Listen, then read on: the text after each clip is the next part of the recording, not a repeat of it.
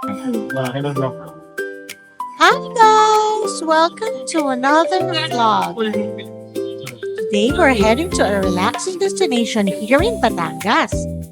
The G7 Golden View Resort in Nasugbu. G7 Resort in Batangas.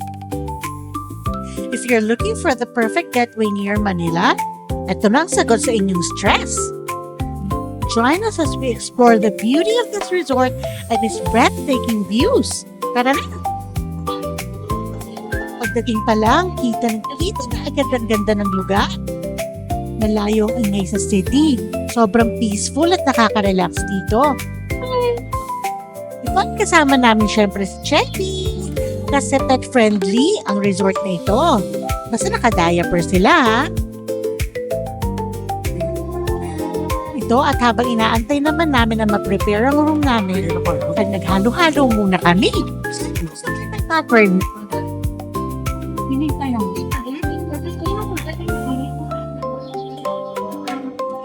Ang ganda-ganda ng view dito sa resort na to. Surrounded pa ng mga magagandang mga bulaklak. Ang sarap talaga sa mata, sobrang refreshing. Well-maintained ang resort na to. Kasi ang cozy ng rooms nila, malilinis. Pati ang pool nila, sobrang linaw. Napaka-comfortable dito.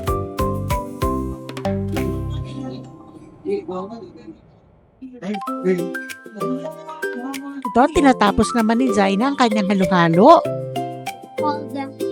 At pati si Zaina,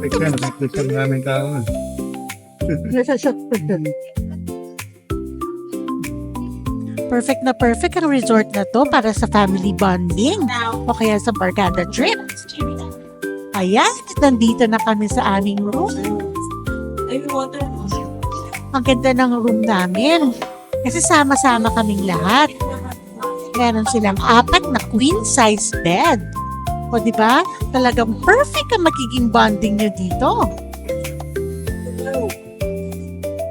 Ayan at si Zalim, pinalit ang kanyang sarili. What are you doing there? Is that a hiding spot? Do you wanna sleep there? Hi, Zion! No, I wanna sleep. Napakaluwag ng room namin. Tapos meron 2 aircon, napakalamig. Saktong-sakto talaga for a comfortable stay. Especially after a long day of exploring kung mamamakasyal kayo dito sa Batangas. They offer different room sizes depende kung ilan kayo sa group ninyo. Kaya whether you're a couple, family, or barkada, may tamang space para sa inyo dito. Ito pati nga ang cabinets nila ang lalaki. Kasyang-kasya si Zion at si Zaina. Try to be careful with this hand. Might be close at well. Naku, kinulong na nga niya ang ate niya sa loob.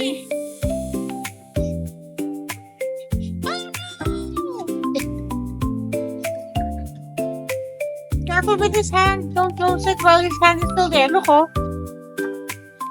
At syempre, kailangan mag-dinner muna kami dito para matry namin ang kanilang food.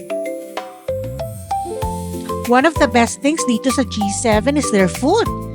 Itong restaurant nila serves Filipino dishes. Perfect para sa mga mahihilig ng comfort food.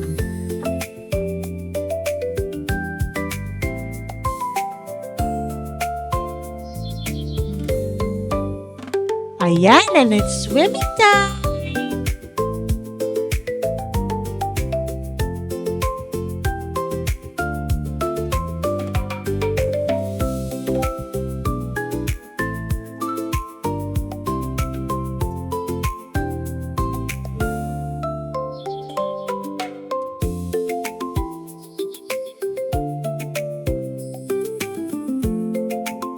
Pero bago nga pala muna mag-swimming, kailangan muna natin mag-breakfast para full ng energy.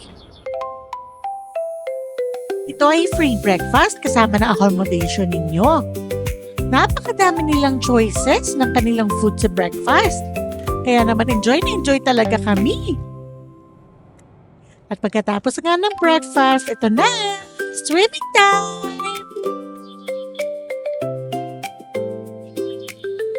O diba, napakaganda ng pool nila, napakalinaw.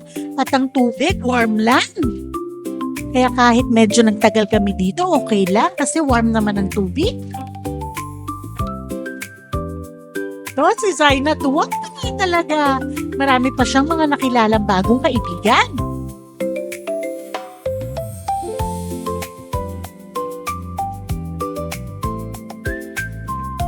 Ayan, at natutuwa naman si Zion dito sa water na lumalabas dito sa butas.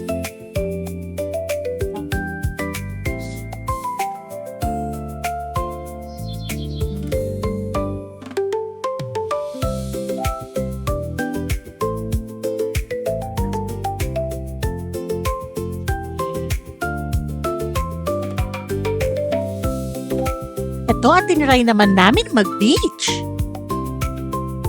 Tahimik lang din ang tubig dito at malinis naman ang kanilang beach.